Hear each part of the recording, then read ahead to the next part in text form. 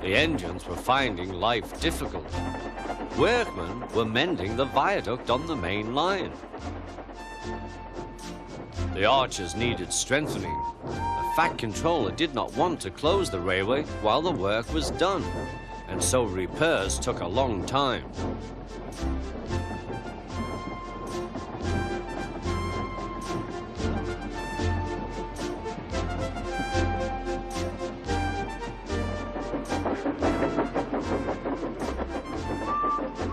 The engines had to take great care when crossing the viaduct, and the delay often made them late on their journey to the junction, where they knew Thomas would be ready to collect his passengers.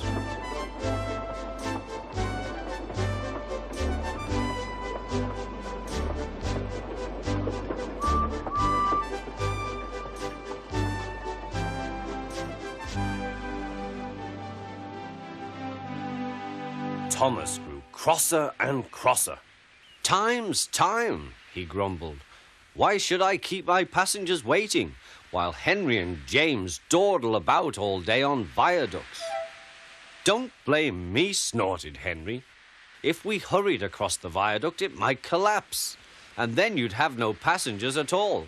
What would you do then?" "Run my train on time, for one thing," retorted Thomas. He hurried away before Henry could answer. Bertie was impatient too. He was timed to arrive just after Thomas. His passengers found that instead of going straight from the bus to their train, they were kept waiting till Thomas arrived. Soon Bertie grew cross with Thomas. "Late again," he remarked, as Thomas panted wearily in.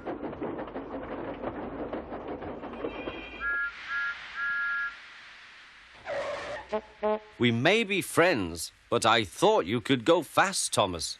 It's time we had another race. I reckon I could beat you now." Thomas let off steam loudly. "Rubbish," he hissed fiercely.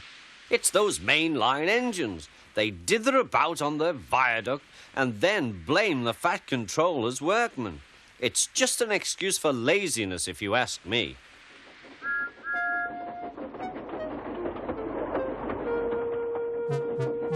One day, James was later than ever at the junction. "I'm sorry, Thomas," he puffed. "I was held up at the station, and the viaduct made it worse."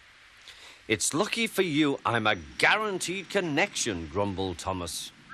Before James could answer, he puffed importantly away. Come along," he panted to the coaches. Annie and Clarabelle did their best, but Thomas soon found that he couldn't save much time. Suddenly, Thomas saw Bertie ahead. His radiator was steaming. "What's the matter?" asked Thomas. "You should be at the station by now. You're late." "I feel dreadful," moaned Bertie. "All upset inside, and driver says he can't make me better." "Thank goodness you're late too. Can you take my passengers, please? They'll never get home otherwise." "Of course," agreed Thomas. He now felt sorry for Bertie and promised to get help at the next station. Thomas set off again.